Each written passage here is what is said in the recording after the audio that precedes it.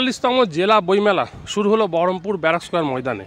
যে বইমেলায় প্রায় ৯৫টি স্টল রয়েছে, কিন্তু বাংলাদেশের এবার কোনো বইয়ের স্টল দেখা গেল না এই বইমেলায়, যার জন্য দুঃখ প্রকাশ করছেন বইপ্রেমীরা।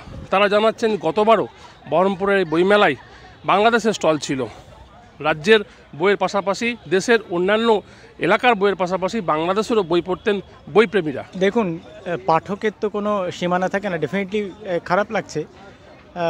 তবে মানুষ তো সারা বিশ্বের বই পড়ে, আমরা তো সারা বিশ্বকে জানতে চাই। সেক্ষেত্রে মুর্শিদাবাদ জেলা আমরা যেমন জানি, যেমন বাংলা জানি, জাতীয় জানি, আন্তর্জাতিক ইতিহাসও আমরা জানতে চাই। তো সেই জায়গা থেকে আন্তর্জাতিক যে অঙ্গন, সে অঙ্গনটা অনেকটা আমরা বঞ্চিত হচ্ছি। তো ডেফিনেটলি এটা সবার জন্যই এটা সুখকর নয়, অন্তত পাঠকের জন্য সুখকর নয় এটা। আগেরবার এসেছিল ওরা? হ্যাঁ, আগেরবার তো দেখেছিলাম, এসেছিল বাংলাদেশের। আমি বুক স্টল তো অবশ্যই দেখেছিলাম বাংলাদেশে, মানে অন্তত বাংলাদেশের বই দেখেছিলাম। এবার আর দেখতে পাচ্ছি না। বাংলাদেশের স্টল এলো না কেন, কি সমস্যা?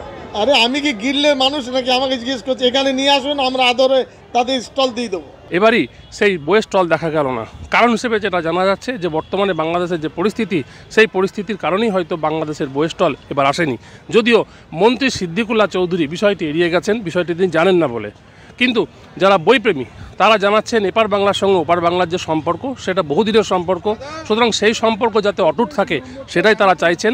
পাশাপাশি বইমেলায় যদি বাংলাদেশের বইয়ের স্টল আসতো তাহলে বইপ্রেমীদের আরও ভালো লাগতো, সেটাই বলে জানাচ্ছেন বইপ্রেমীরা। এটা তো বাংলাদেশ আমাদের প্রতিবেশী দেশ, আমরা তো তাদেরকে নিয়ে আমাদের ভাষা এক, কথা এক, আমরা চলিও সেইভাবে।